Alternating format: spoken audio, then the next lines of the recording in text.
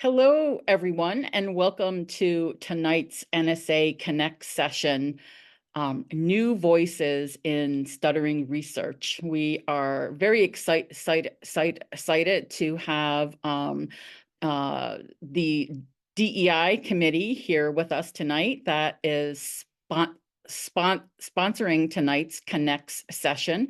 And we have two fabulous facilitators, Enjoli and Ashley, who are going to share their research and their thoughts with us. Just real quick, we just have some basic ground rules.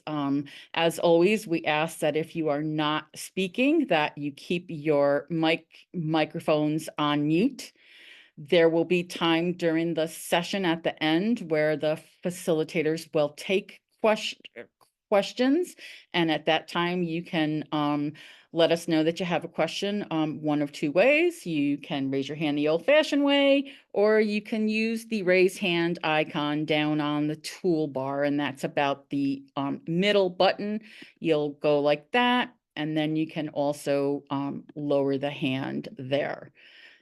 This session is being recorded for later viewing and for those that were unable to attend tonight. So with that said, I am excited to introduce to you our two facilitators. They will introduce themselves. So I'm going to turn it over to Ashley. And then I'm going to turn it over to Gabby for our little introduction here. Hi everyone. Thank you so much for attending. I'm Gabby. I am the leader of the DEI committee. I will not speak for the event, but I did want to just give a little intro to who we are. We were founded in the summer of 2023. We're dedicated to fostering a more inclusive and equitable environment for all people who stutter. And we represent an explicit commitment to advancing diversity, equity, inclusion within the community. And I'm honored to serve alongside incredible committee members, many of whom are here. And so I will let Ashley introduce herself, and then I will introduce Enjoli. Hello, everyone. My name is Ashley Givens. I'm from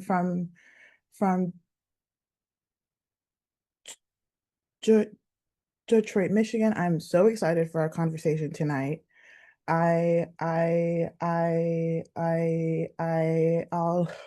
I'll let you know a little bit more about me.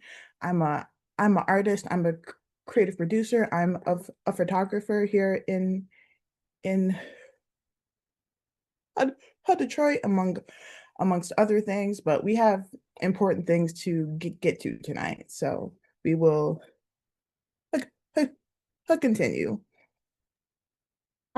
So let me introduce Enjoli, who we are so grateful to have her join us. She's a current doctoral candidate at the Arthur M. Blank Center for Stuttering Education and Research at the University of Texas at Austin. She works under the mentorship of Dr. Bird, who I see. Her program of research, funded through a foundation grant awarded to her mentor, explores the intersections of race, gender, and disability within the stuttering experience. Enjoli holds a certificate of clinical competence from the American Speech Language Hearing Association and maintains state licensure in Texas. She's an active member of the National Black Association for Speech, Language, and Hearing and the NSA. So tonight's event will focus on a study Enjoli conducted alongside her mentor and Dr. Megan Young, titled From Margin to Center, a Thematic Analysis Exploring the Lived Experiences of Black Women Who Stutter. And now I will share my screen and just a little roadmap for the first 45 or so minutes. There'll be a guided Q&A between Ashley and Enjoli, and then we will open it up for questions. So feel free to save your questions to the end, or the chat is always open as well. So let me share my screen.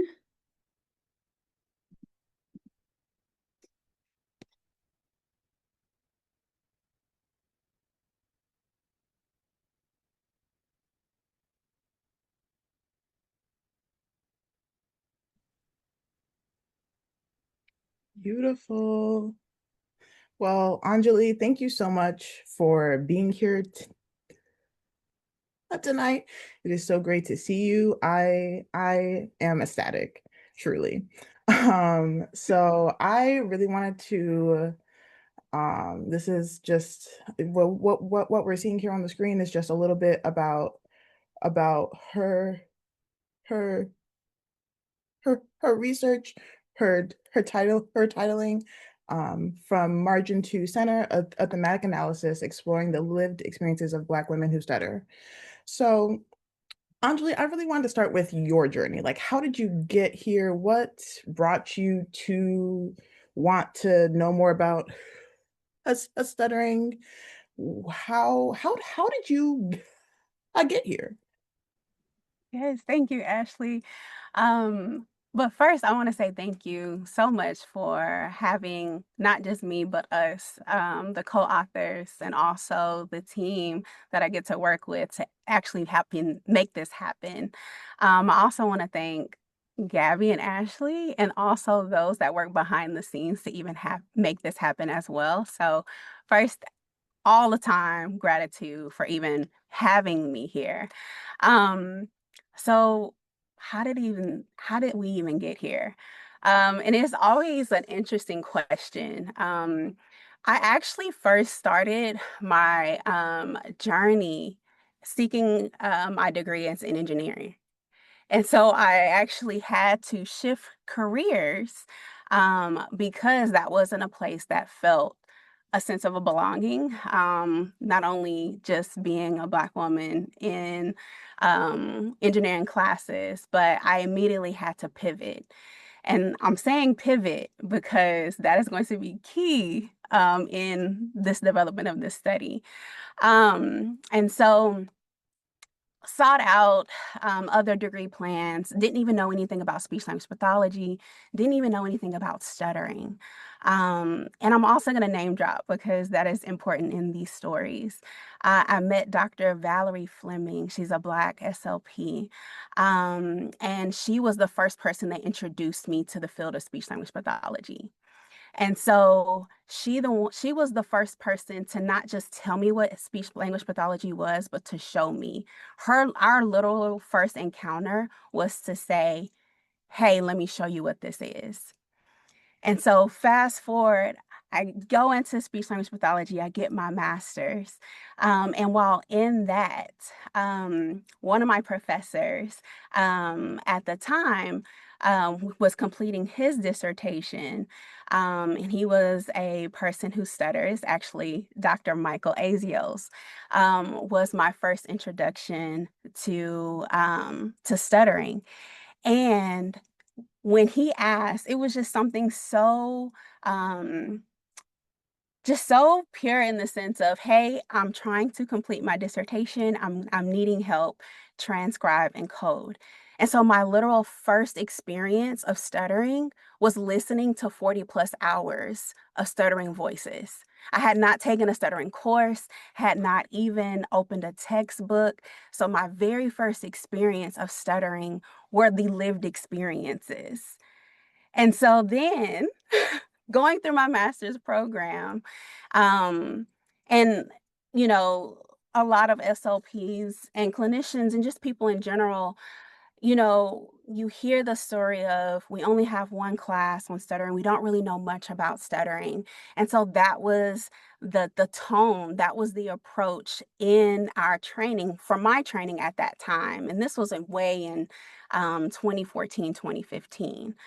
And so a lot has changed since. But at that time, it was a casual, well, you're only going to see 1% stutter. It was this, nonchalant to it. Only 1%. You're not even going to have anyone on your caseload. I graduate. I go and actually practice. I was a secondary SLP. And I kid you not, every time I tell this story, I had 10 students who stuttered on my caseload. And get this, not even just 10, 6 of them were little girls. Mm. Hold on, get this, not No. even just little girls, Black and brown little girls. And so I was like, I remember coming home to my husband and like just crying because I did not know what to do. I didn't know what to do. And so I knew I wanted to pursue a PhD. I just didn't know when, or I didn't know what, and I didn't know when at the time. And so literally that was the answer. Being faced with 6 little girls, 10 children who stutter and their families, Mm. and they're asking me how to go about stuttering, what is stuttering, how can I help my daughter, how can I help my son. And so that was the initial start of this whole journey. And so then PhD applied to the program.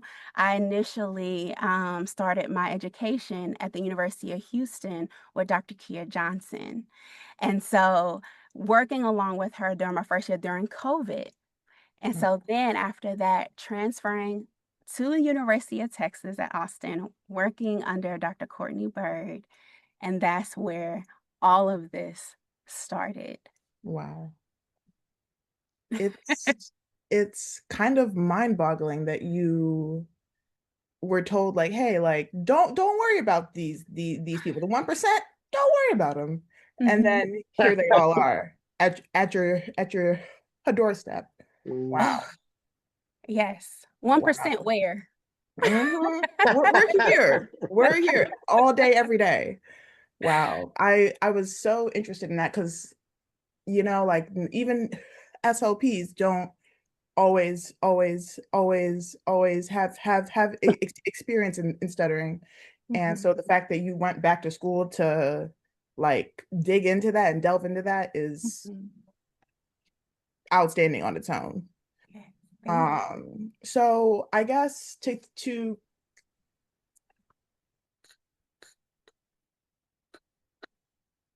continue, we're here, you have your research. What were the initial like gaps that you saw existing in a literature and research surrounding us stuttering that you felt like I needed to be addressed? Remember I told you the word pivot? Mm-hmm. Pin that. Yep. Mm-hmm. Pivot. Mm-hmm. Okay, so when I first came here, so part of the process, working with Courtney Bird, she says, we are just going to explore. Let's just see what was out there. Literally for 6 to 8 months, she said, just take this time to explore what's out there. Read some literature. What do you see? What do you find? What do you don't see? What don't you see? And so that 6 to 8 months really felt uncomfortable for me because I wanted to have something. But she allowed space to be like, no, just sit with it. Just sit with it.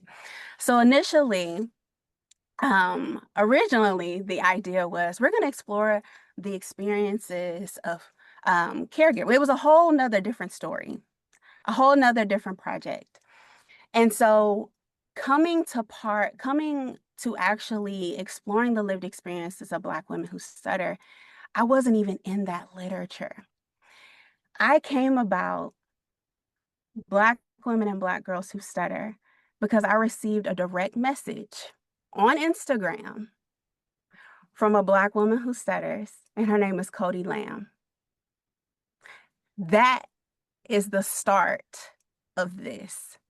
That is It beautiful. wasn't nothing that I seen in the literature. It was an initial connection. And not something that I sought out. Like she literally found me, inboxed me, and said, hey, I see that you're getting your PhD. I still have this message. I see you're getting your PhD in stuttering. I'm a Black woman who stutter. I'm looking forward to starting a support group for Black women who stutter. Do you mind helping? And absolutely, the answer was yes. Still working with Dr. Bird, Courtney, still doing the things. This was just a side, hey, absolutely. What do you need? Immediately. I met a group of Black women who stutter through her support group. And so imagining spending months, each month, again, I'm still working, still learning, months listening and being in community with Black women who stutter. At that time, I did not disclose I was a speech language pathologist, and I was very intentional on that because she invited me in her space that she created. And so it was not about how can you help me figure out, it was how can you just support? And so from that, the gaps in the literature were those conversations, those exact conversations, the joys, the tears, the exchanges of, girl, yes, that, yes.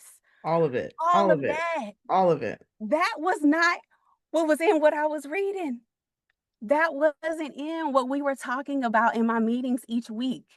That wasn't there. And so I remember talking to Courtney and I said, hey, met this phenomenal group of women who stutter, support group been going on. They're interested in hosting a retreat. And so how can we help and support? And so that was that part of not only, again, I didn't even seek this out. It found, I didn't even know how to seek this out. It actually came. And so from that, knowing that in the stuttering literature, there already is a lack of representation of Black folk in the samples. We know that to be true. We also know that what's not in the stuttering literature are calling out the systems. When we talk about stuttering previously, and we're making a lot of advancements, but before then, again, thinking about the time, we were just talking about stuttering. But again, these are people's lives. How can we talk about people's experiences and lives and not consider and think about all of those things that are influencing the stuttering experience? And so, again, that was not what was in the literature. And so what seemed as a hard, like, hey, we had to figure this out, it just came through those conversations. And then from those conversations, we had to put in the work. Don't get me wrong, it wasn't easy. We had to put in a lot of work. How do we do this? How do we handle this with care? How do we go about changing these narratives? How do we represent, not just saying, oh, we're going to add more Black and brown folk in the sample? That's not centering, that's adding. And so that was really the main driving focus, and that was the gap. Wow. Thank you. Thank you for that. Everything you are saying is just emulating the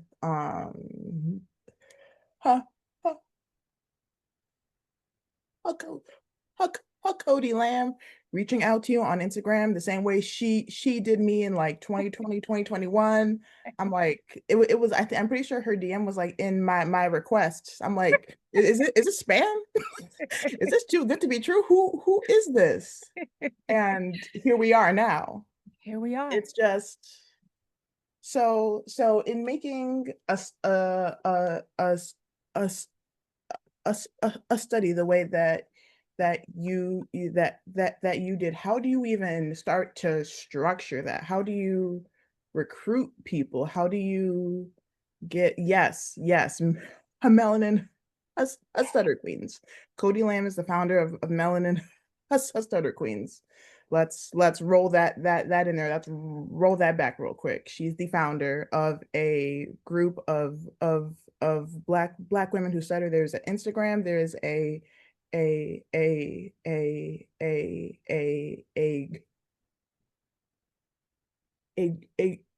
group me chat. Okay, there is love, there is support out here for everybody.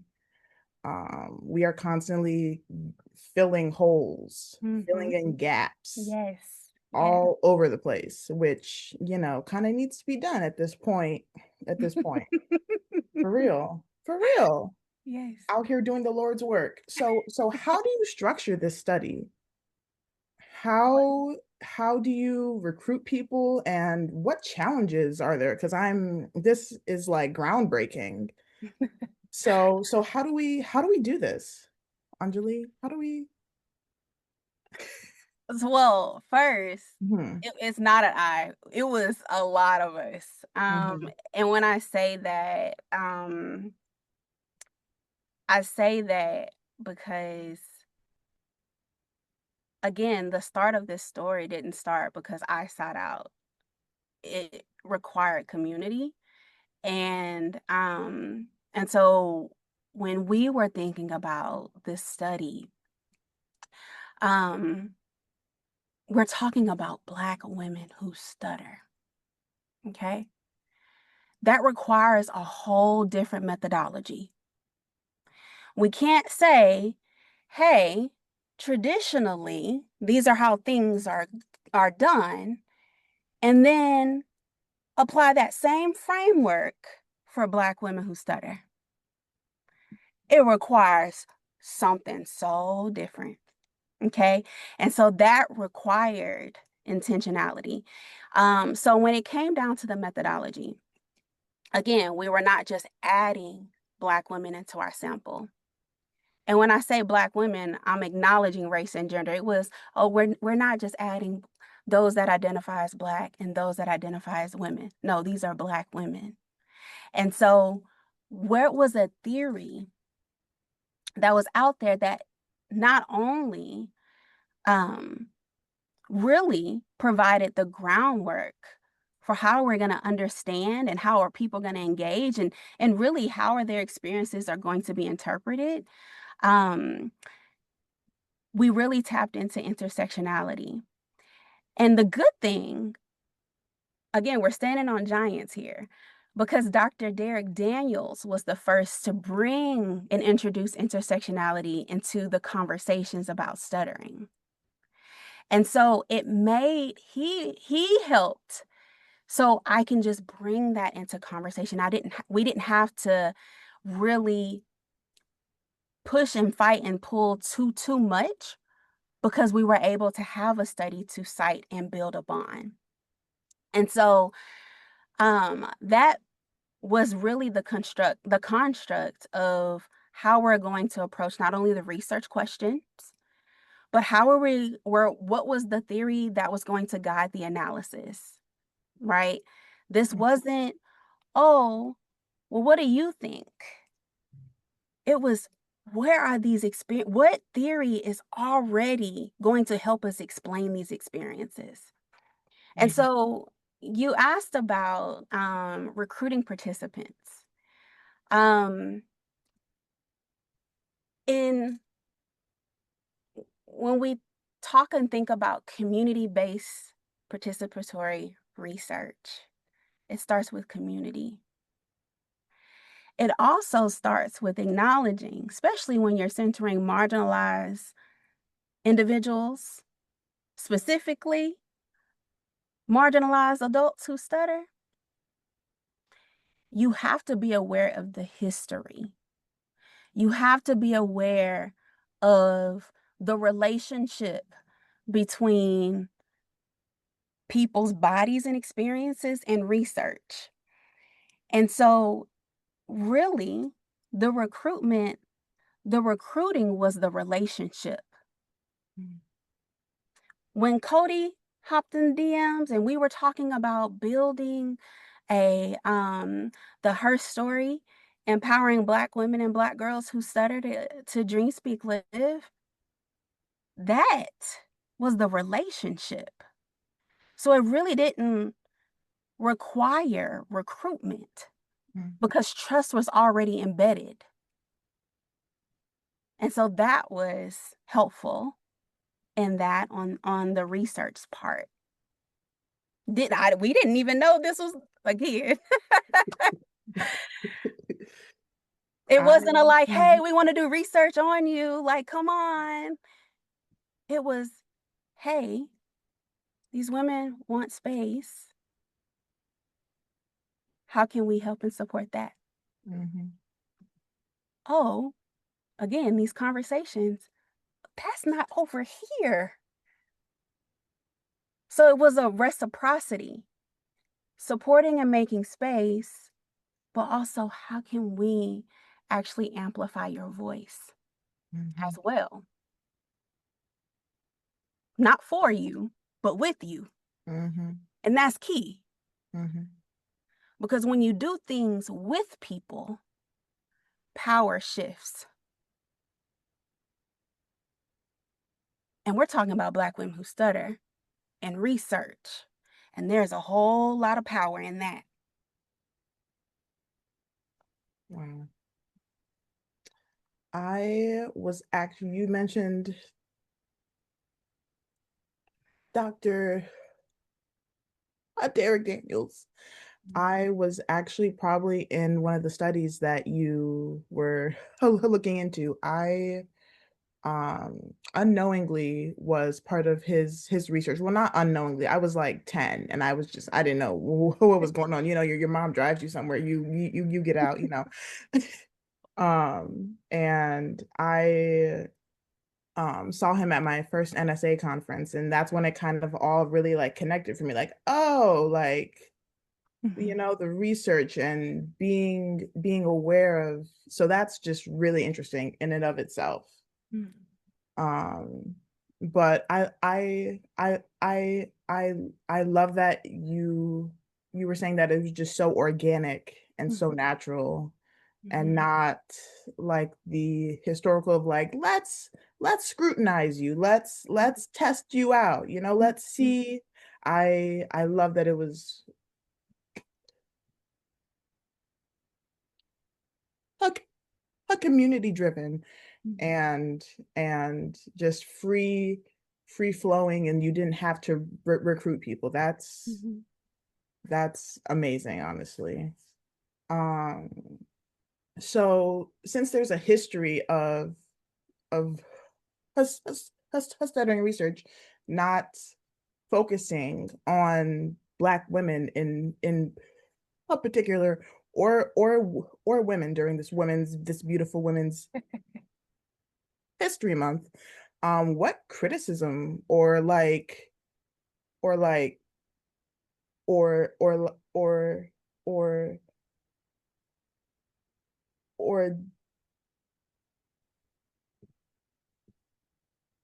debates were you I met with?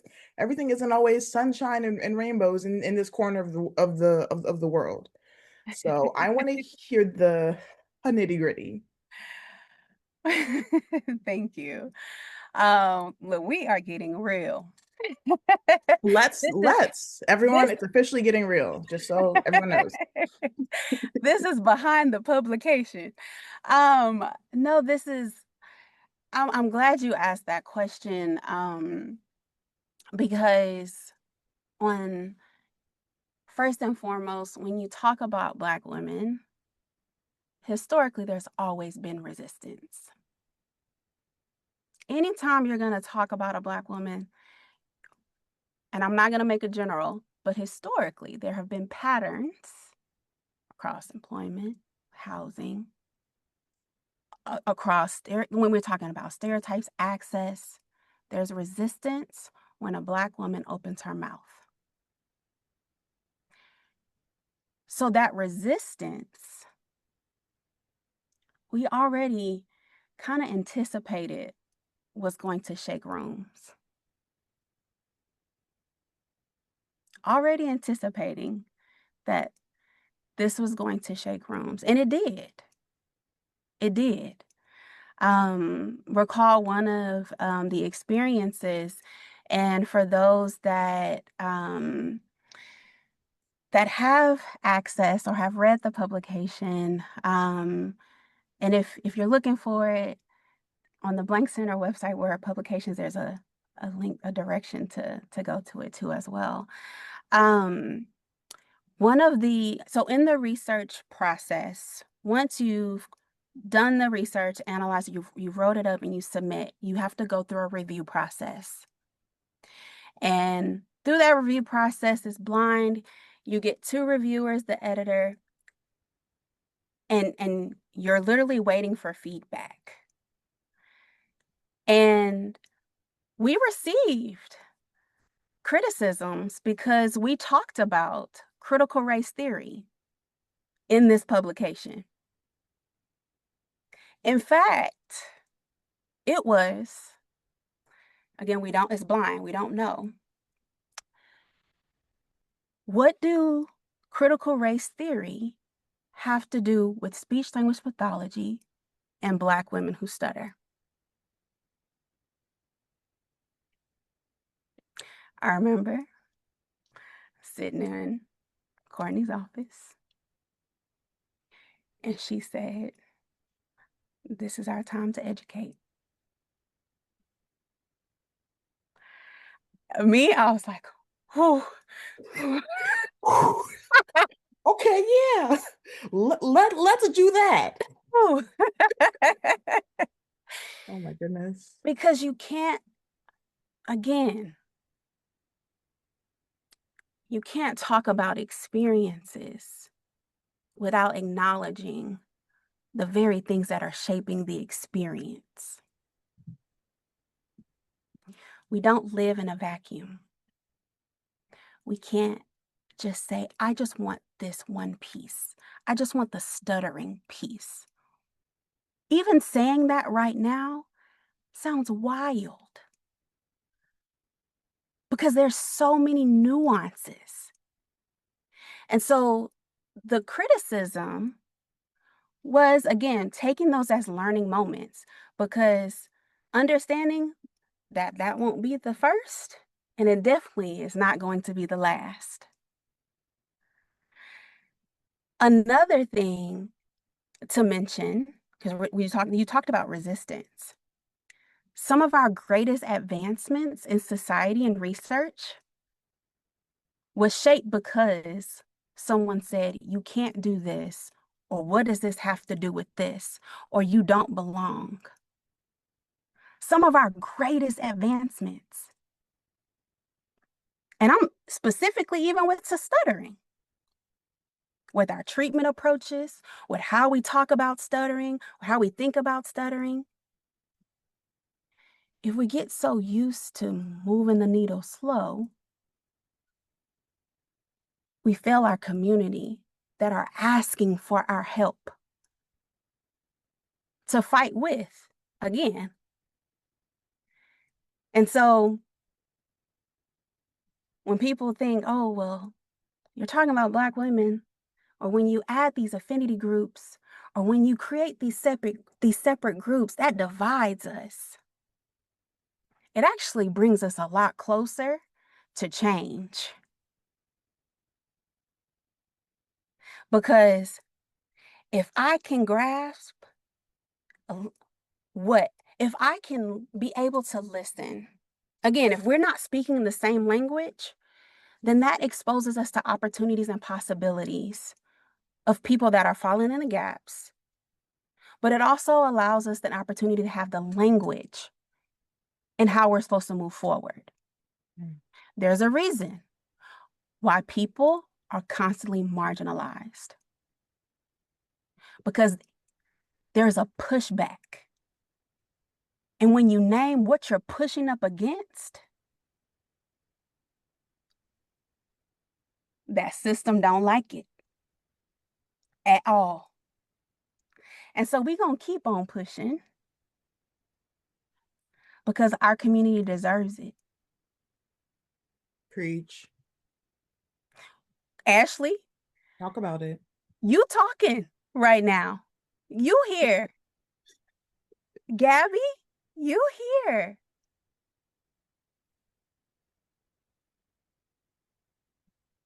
Do we need to say more? Yeah, no, I think, yeah. Wow. That's so just like innate and just ingrained into us, us stuttering itself, not being understood, having to advocate for yourself on a daily, sometimes it's an hourly basis. Sometimes it goes minute by minute, okay? One day at a time. One day at a time. And it can get you so like amped up, and it's like, wait, no, let's educate. It's like, yeah, okay, wait, that's the right choice. Because it can throw you out of whack. It can, and I feel like aside from this, what we really find is that it's Black women, it's just a human experience. Yes. That we all have. That we all have.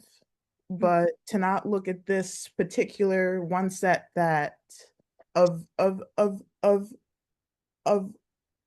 humans, this one demographic, and now everyone thinks it's us something else.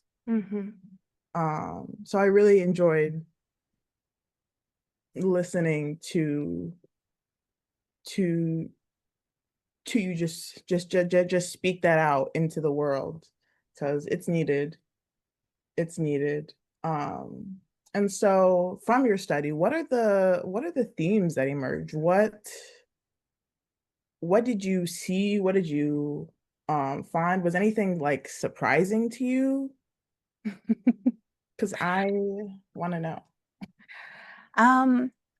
Yes.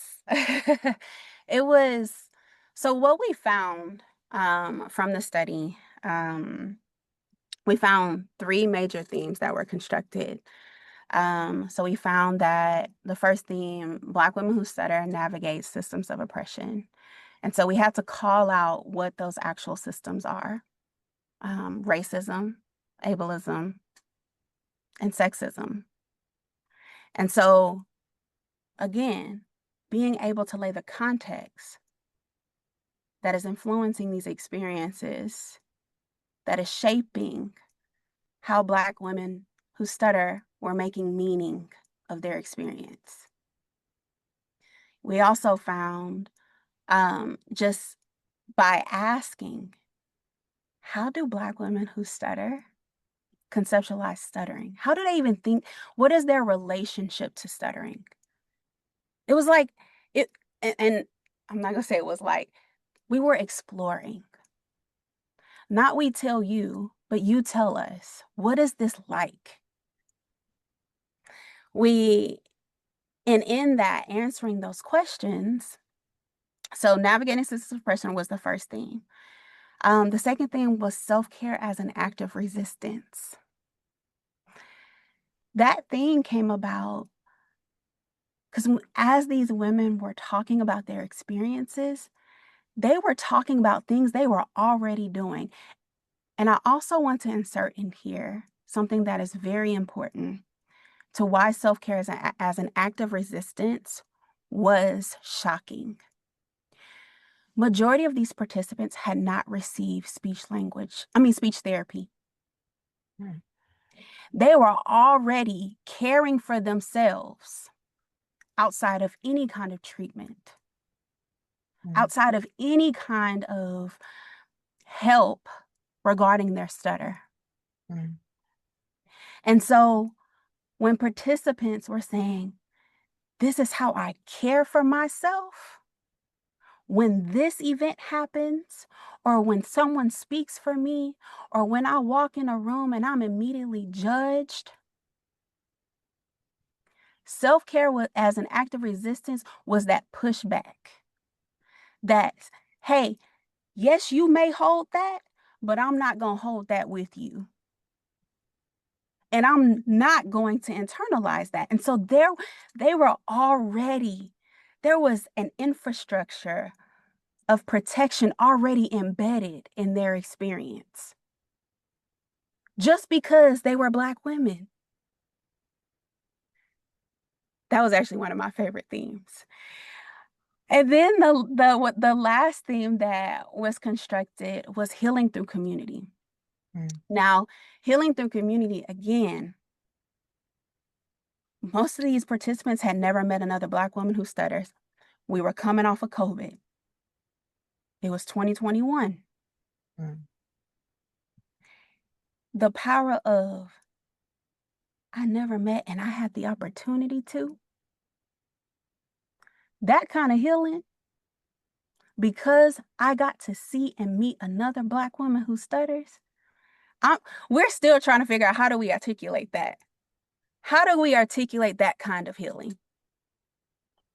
To not only believe and see who you are, but also to see yourself in someone else.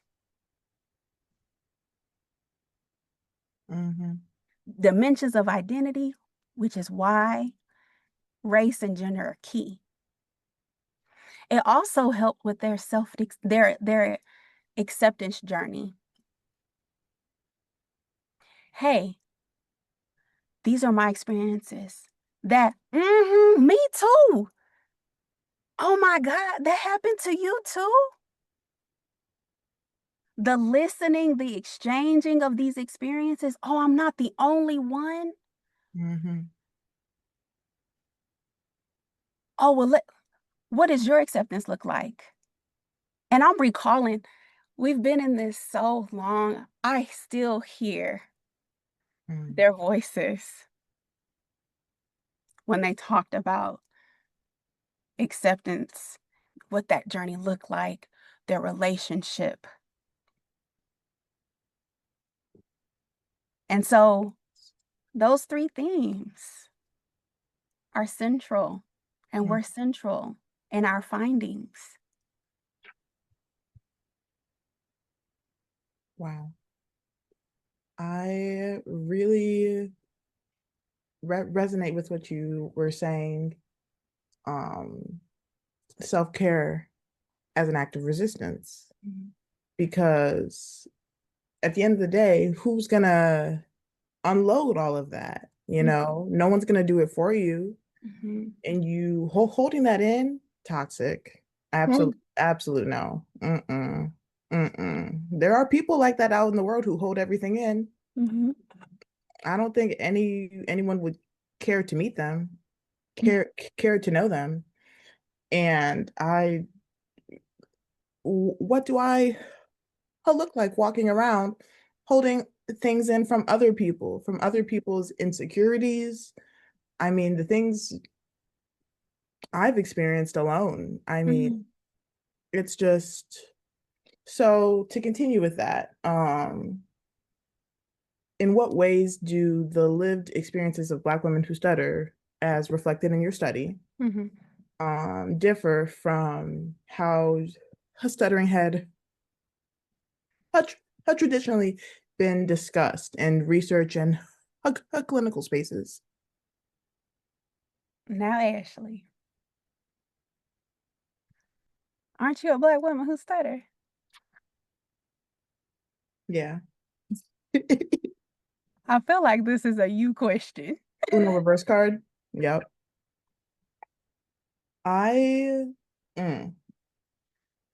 Dang. So I really feel like there's amazing, beautiful Black women who stutter here. Acknowledgement for all of the beautiful ladies in the room. Yes. I spent a lot of my childhood being overlooked, being quiet. And anyone who's met me now is like, what? You? pretty sure there was a whole month where I like literally did not, I was probably like 10, 11. I did not speak unless like absolutely necessary. And that went on for probably like 2 months, like absolutely necessary. Mm. I mean, I feel like I've never really like fit into a box. I feel like I've never really like I've always just like known I was different. Even when I was in a kindergarten, they would pull me out of the room and I would go, talk to the nice speech therapist and she would give me like these markers that like smelled really good, those little smell good. And I would come back to class and everyone's like, where'd you go? What is that? Where'd you get that from? And I'm like, I don't know. Don't involve me in that. I don't know. I don't. So there's just like I'm always like taken back there, even when I'm just like in everyday life. Just like, oh, like I have to explain. Oh, I have to explain. Oh, I have to explain.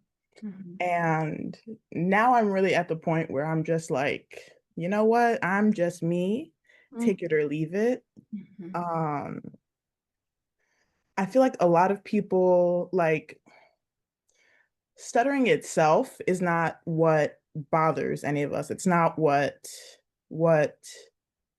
gives us fear and anxiety. It's other people.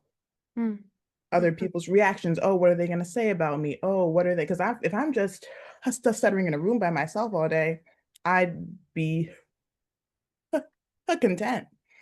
But it's, oh, at my job interview, am I going to disclose? When am I going to disclose? Should I disclose? There's like a million scenarios running through my head of when does when do I just give up and succumb. But I feel like I've grown a lot past that. I'm really at the point where again, take it or leave it. And I'm really at the point where I just educate people. If someone gives me a rude, snide comment or they laugh, I'm real polite, real nice. Oh, is something funny? I want to laugh too. Yes, ma'am. So I enjoyed your study in its entirety, and I feel like it really does apply to my lived experience. Just having to go home and take care of myself each and every day, each and every day. Oh my gosh, I I I so Gabby, and now I have to tell the story because y'all are probably thinking, what is she talking about? So I was shoe shopping at Macy's with my mom. And they will like ask for your name and like for your shoe size and then go to the back and get your shoes. I'm telling her my name and Miss Girl busts out laughing. And oh, I was probably like in high school. And so I was having a good old day and then that happened. And I really didn't know what to do because like my mom is there. I know my mom, she is mama bear all the way. She will like pop out on someone in a Macy's unnecessarily. So I'm like, I don't need this to happen. So I'm trying to figure out what to do. And I just ended up burst out crying. And the lady's like, oh my God. And my mom's like explaining that I like have a stutter.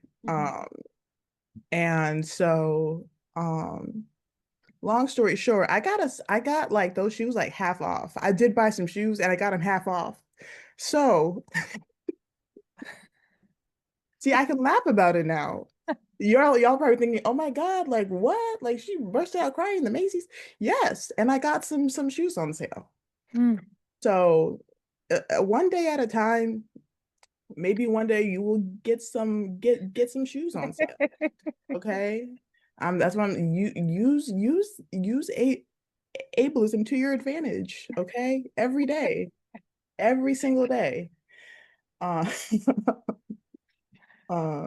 so yes, that is my a little bit of my lived experience. Okay. And I have a million different stories I could tell. I promise you. But okay, back on track. So how I want to know how race, and gender and a disability, the three kind of pillars that we were talking about, how did that intersect in the experiences that your a patient shared? You did share a little bit about that, but if you want to delve into that a little bit more. Yes. And I'm gonna bring in what you just shared, because you use the words, I don't live inside a box, and people wanted to keep putting me in a box. You also said I got to the point where take it or leave it, right? Those were your words. So again, outside of the box, when we're talking about identity, when we're talking about intersections, that breaks a box. You cannot put a box where there are intersections. Okay? And so specifically for this study, we highlighted the race gender part. We had anticipated exploring disability, which is a part of my dissertation. So that's later. That's later to be explored, but I want to stay on what we really wanted to bring in conversation in this particular study. We were talking about race and gender, being a Black woman. Again, intersections. So these experiences, Black women who stutters experiences, cannot be extracted to a either or. It's rather both and.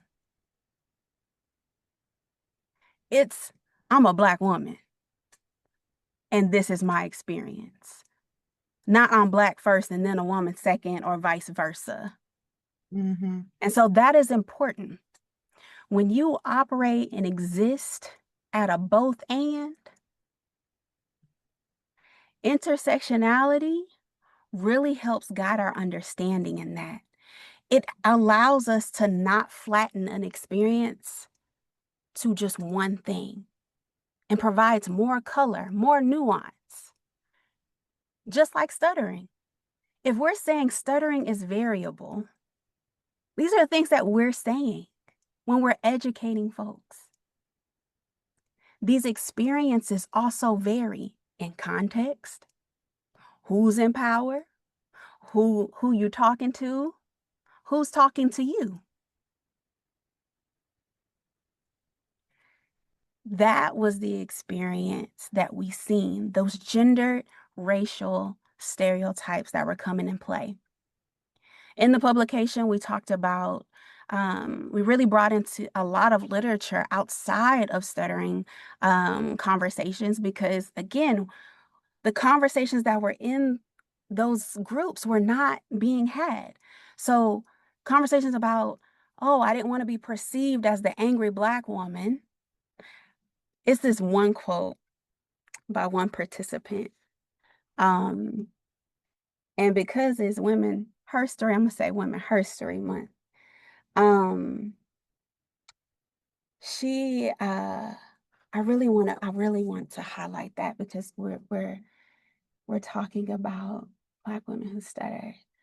And I think it's, I wish I had it. I can't reference it, but in her narrative, she was talking about Do you want me to speak up? If I speak up, then I'm too loud. If I don't say nothing, then I'm mute. If I, and y'all, this quote is powerful. And when you find it, I really want you to sit with it, because she really outlined the stereotypes that are associated with Black women before we and they open their mouth.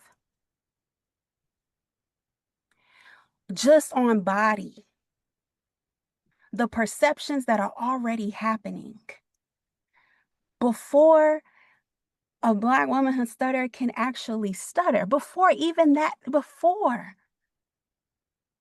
is she gonna be ghetto? Is she gonna be loud? Is she gonna be aggressive? Which we do not endorse those stereotypes. But these are the realities that are happening. And so that was key. And really providing more nuance to this stuttering experience. That was a good question. Thank you. Well, we love that. We are not here for the stereotypes. We don't know her. We don't know a stereotype. Okay, we Right. are our own people. Mm-hmm. Born But we know the individual. impact. But we know the impact of them. All day, every day. That's why self-care as an act of resistance was such a key theme. Knowing who you are, Mm-hmm. or the world wants to tell you who you are, who they've already decided who you are, what you can say, what you're going to say. Mm-hmm. Mm. Mm. Mm. Mm-hmm. Mm-hmm. I'm about to say, dang. Dang. Okay.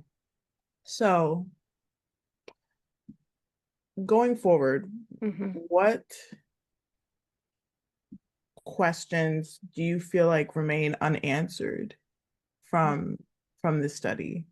Like, what is there to explore? Like the world is your oyster at this point. Where do we go? So I'm a little kid, and so a whole new world came to my mind. I needed to get on that the out. carpet, flying high. There is so much we do not know about Black women who stutter that Black women who stutter know about themselves. And so to give some concrete, what are directions when we talked about in the publication, from that, exploring what are the therapeutic needs of Black women who stutter. That is something important.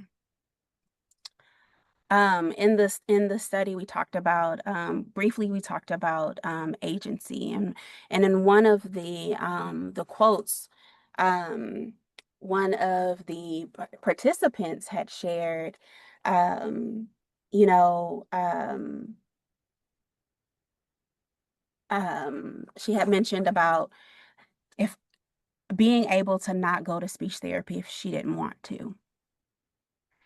And so, again, looking at, hey, what does care look like, not only clinically in the therapy room, but outside in the community?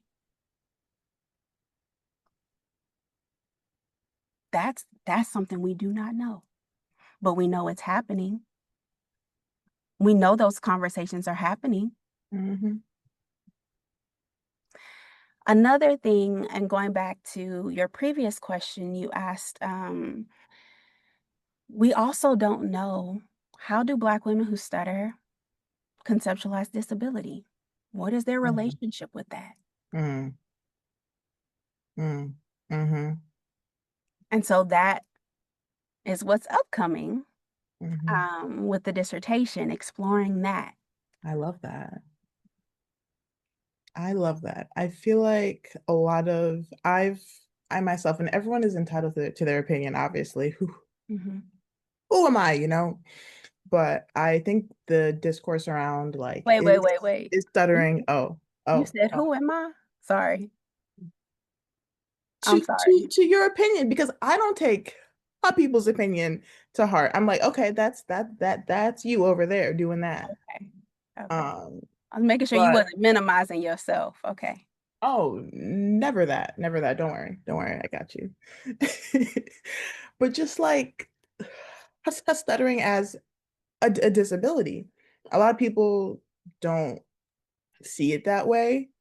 I personally think that has more to do with people seeing disability as something like worst case scenario. I like I said, I'm an artist. There's this book, Black Futures. It's a an anthology, and there's like passages in there about, you know, Black disability. When people imagine utopia, they aren't thinking about disabilities. They're thinking about advances in medicine, where, you know, people don't have to live like this, when we're all here living that way. And dis and stuttering as a disability, it's not something that the average person has to go through. Um, so that's my own little 2 cents about stuttering as a disability. I have a very strong opinion on that. I think it's just a lot mostly rooted in people seeing a disability as a bad thing. People afraid of the labeling of disabled, when it's more so about you your experience and what you're going to get. It's a different experience. Um, so yeah. Yeah. Yeah. Period. And but those are things that we're looking forward to. Disability is in the future. It's here, it's there, it's everywhere. We are, whether you want to claim that or not, is none of my business. But I plan to be stuttering in the future. Well on here from here, unless somebody wants to tell me something, you know. That is what's up. That's what's going to be happening going forward. Yeah.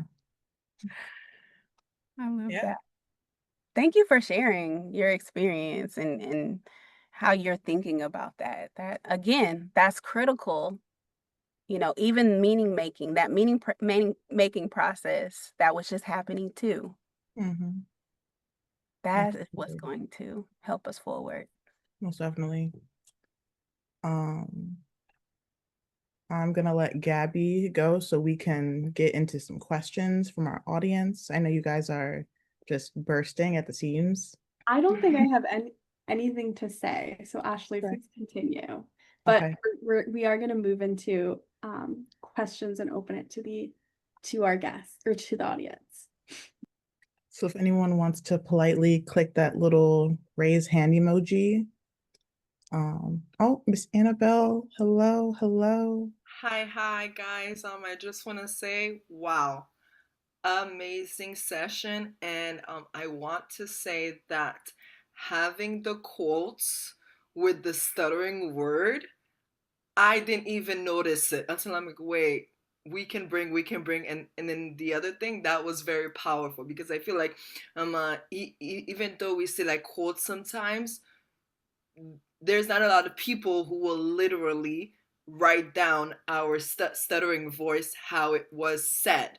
So I feel like that is so impactful, and that's absolutely beautiful, because it's like when I was reading it, I didn't even notice it until I'm like, wait, and then it took me a minute. So like it's like for me, if I'm able to see it more often, it it should become the norm.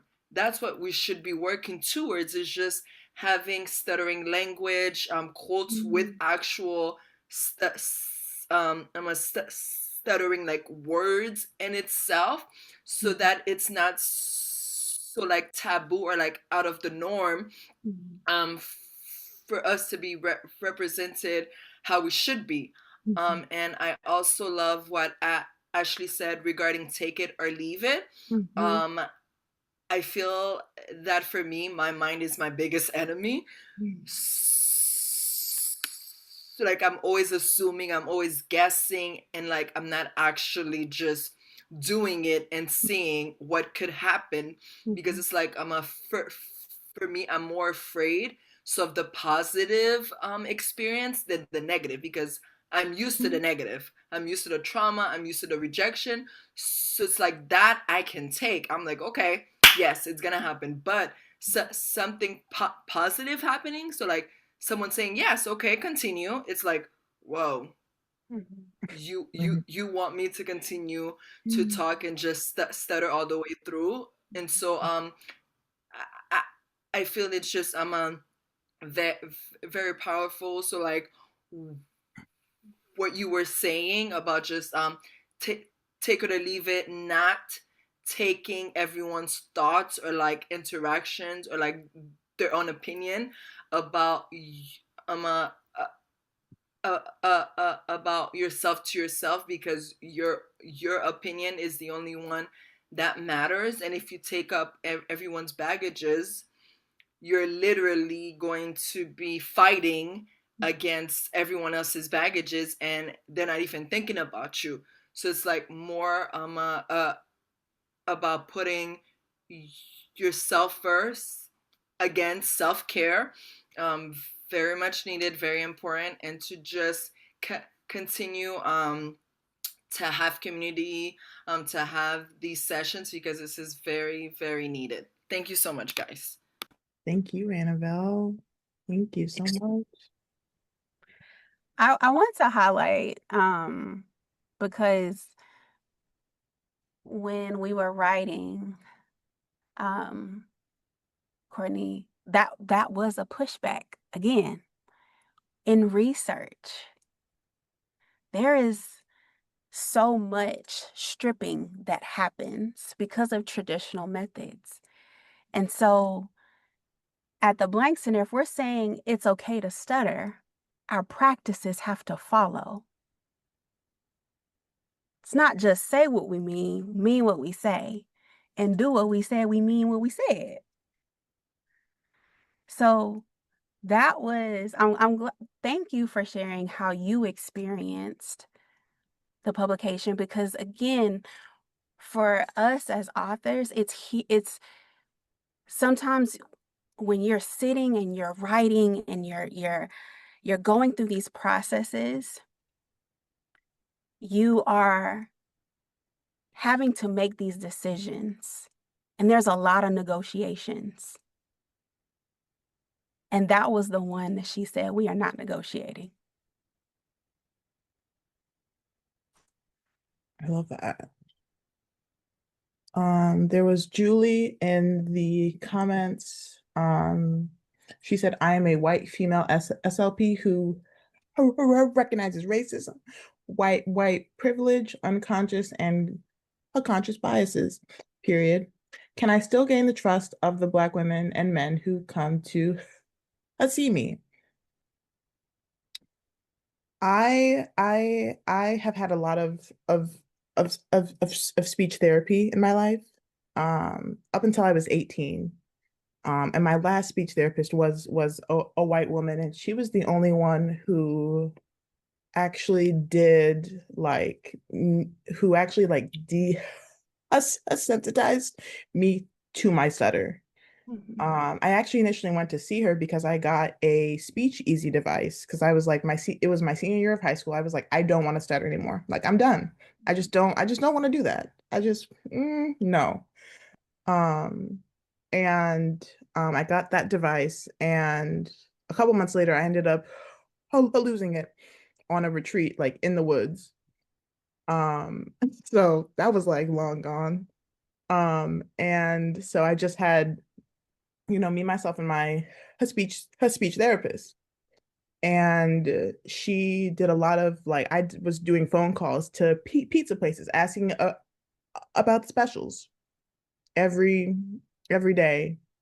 And I feel like she really acknowledged me and like my experiences, and she would ask me like what's like the scariest thing you can think of relating to your stutter. And I was like, well, I hate talking on the phone. And she's like, okay, great. So like we're gonna talk on the phone now. Mm. Who's um so it was a lot of just me really unpacking a lot of that, and I still don't like to make phone calls. Mhm. But Julie, you can absolutely gain understanding from from your clients, just continuing to listen. I Mhm. feel like it's like just like the biggest, most simplest thing, and it's obviously easier said than done sometimes, but just listening. Mhm. And we love Julie. Julie's amazing, as Gabby said, an amazing member of our DEI committee. We love Julie. Um, so yeah, you can most definitely still do that. And please, there are people out here that need that help, that Mhm. a camaraderie, that someone who, even if they don't directly understand, they want to understand, they want to hear you. Mhm. I feel like that's really the main thing. Thank you. That's what I tell my students. The listening to the story is the most important part of the whole thing. Um, Mhm. so I try to practice that. Mhm. But I always wonder, well, they've actually studied that, and people do have better outcomes with healthcare providers who look like them. Mhm. So I'm always kind of trying to dig for, what can I do better? Yeah. Can I Mhm. add something too, Julie? Yes. One, thank you for putting that in the chat and just even Mhm. sharing your want to know. Um, because it's needed, right? When we're talking about representation, um, the reality is our field is 93% white women. And we're talking about Black women who stutter. And so, although when we were writing this up, that's who you were talking to as well. And so you wanting to gain trust, know that trust is embedded in a relationship, and it may not come overnight. Right. May not come overnight. But people on the receiving side can feel what you say before you even say it. Mm. May I address what Julie have asked? My name is Tashika Lewis. I'm 51. I'm a person who stutters, and I have sat on quite a few panels for SLP workshops, so the SLPs can collect data on women who stutters.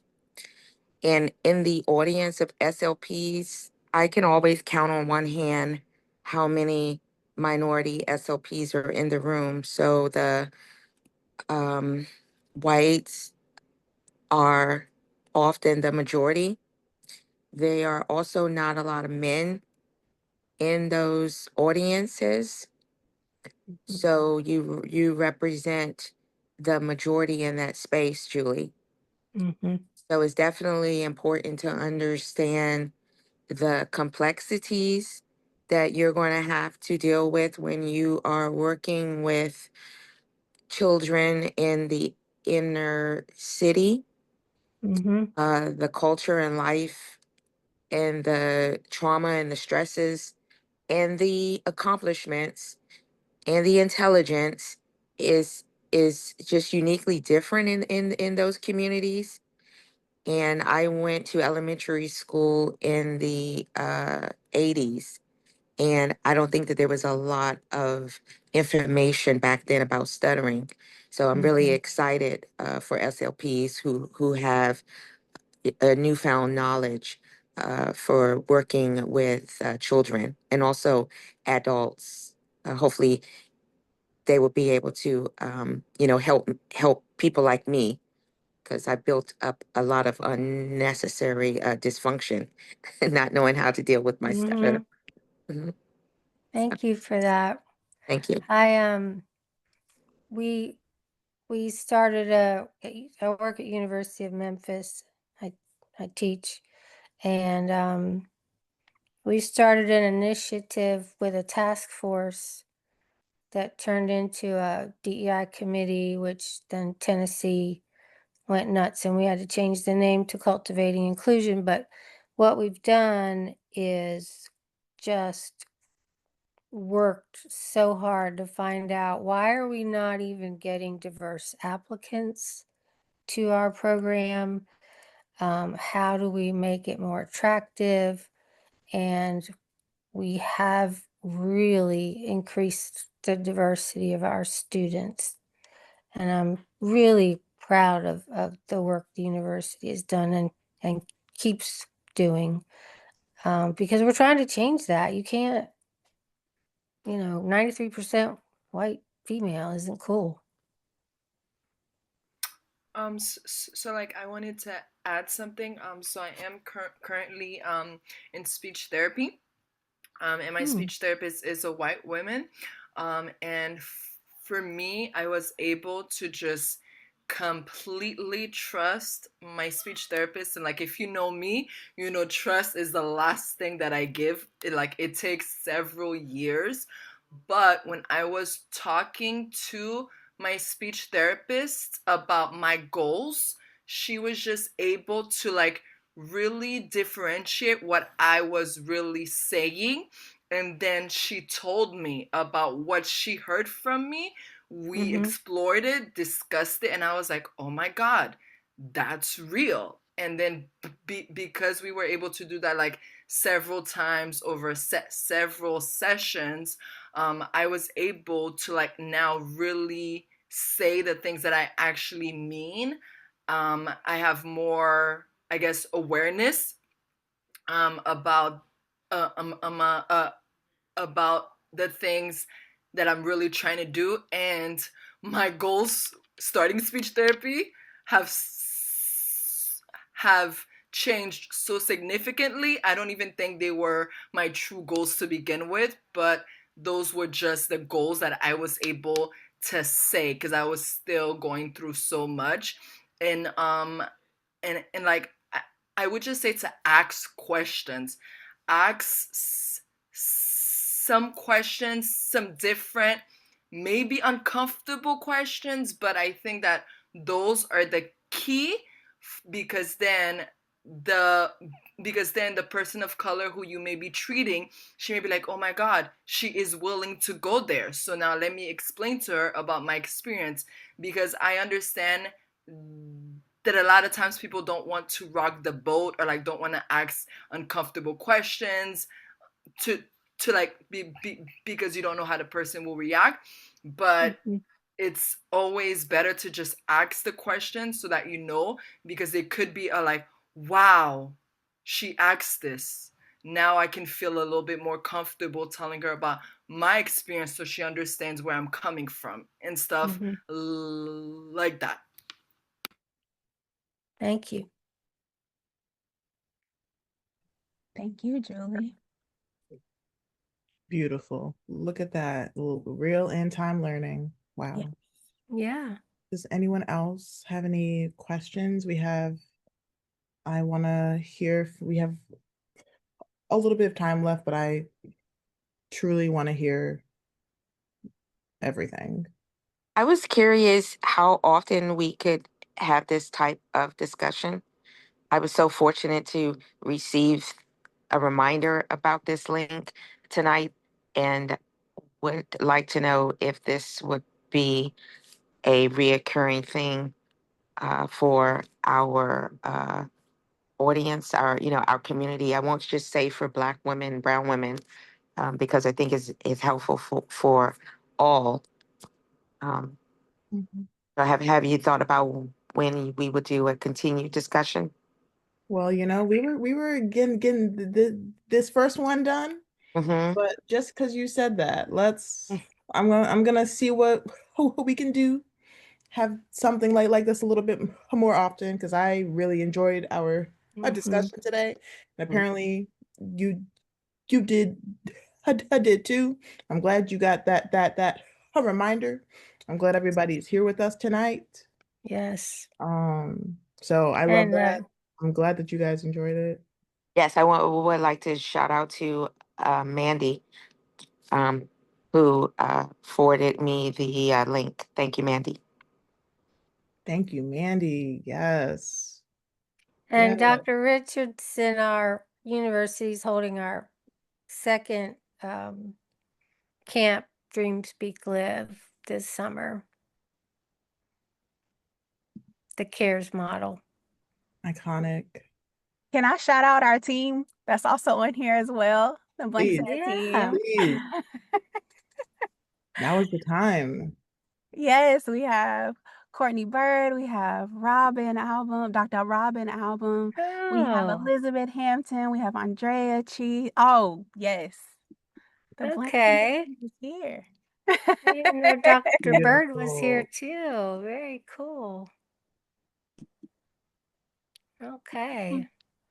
Very honored to be here. I'm so just grateful and proud of and inspired by Enjoli, and just hope that we can keep doing this. Wait till you see her dissertation too. It's really just been such a process. And I do think one thing I would say is the conversations, the things that Enjoli said out loud, there's a lot that, you know, we haven't said, but that, if not for Enjoli, we wouldn't be talking about this at all. And what happens in the dark does need to come to the light, and the review process is a whole nother journey that is important to talk about and say out loud, because I think the more that we discuss it, hopefully the less it will happen. But it's hard to say it out loud, and I am still learning, and I'm still part of the process of just, I don't know, I feel really grateful, and I feel very excited. And I think tonight has been very special, but the conversations that we're having are conversations that we're having every day. And I think it's something that I think it would be, I think it was Shika, you said that more people to come have this again. It's like seeing more people together having this would be important. And if I mispronounced your name, please forgive me and Oh, let me that's know. perfect. Thank you. Yes, Shika. My friends call me Shika. My full name is Tashika. But yes, thank you. Um, Thank you for that, Courtney. And I just wanted to put a footnote about being strategic in these conversations, given the current administration has been making things a little bit more difficult, at least for me in corporate America, in navigating when to disclose, when not to disclose. There's a lot of anxiety showing up in corporate America on a day-to-day basis. So these types of conversations are very, very valuable in this season. So true. So true. Talking about race, talking about gender, talking about all of those things Mhm. are under scrutiny, and is under attack. So every day we're learning how can we continue to move forward, because the work is gonna get done. The question is how. It's not a if. It's gonna get done. So I love that. fortunate. The work is being done as we speak. Right Yeah, here, right now. I equate a meeting like this as a part of the Underground Railroad. Like I said, the work will get done. The underground Zoom room. Mhm. There we go. There we go. Look, our history has told us. Mhm. So just so great, so grateful to be here, so grateful to be amongst these conversations. being a part of this team truly has been an act of love. When you can work with people that are trying to figure out the things that are hard out loud, and having those hard conversations, because hard is only hard because people are not having them in the first place. So it's new. And so just so grateful, because one, again, let's call out the reality. I'm a Black woman and I have a white woman that's a mentor. She could have told me no several times. She could have gave me reasons why we shouldn't, why we couldn't. But she said, we're going to figure this out. And we've been figuring it out. And she was already figuring it out well before I came. That is the reason why I'm able to be here. And we're able to even talk about Black women who stutter. And so, again, a testament of the work is being done. The work is being done. We have all the hearts. We have all the love. We have all the support that we need. We have all the party. We have party emojis for days right now. Look at this. So are there any final thoughts? This was an amazing conversation. If anyone has any final thoughts, now is the time. Not everybody all now. Okay. I do have something to say. This has been an amazing conversation. Hi, Enjoli. How are you? This has been a very, very, very rich conversation. And I am not a person who stutters, but I am a Black woman and I have a son who stutters. So it's like I feel everything that was being said today is like all up in me. So in the beginning, I felt like I was getting emotional. Just because this is just beautiful. It's so much deeper than I even thought it would be coming into this community. So I appreciate this conversation. Ashley, you did a good job. Did that. Thank you, Gabby. Thank you. It was very much a team effort. Very much a team effort. Our new DEI committee member, Veronica, and I think David is here or was here at one point. Trying to shout them out real quick. But this has been an amazing, beautiful conversation. Miss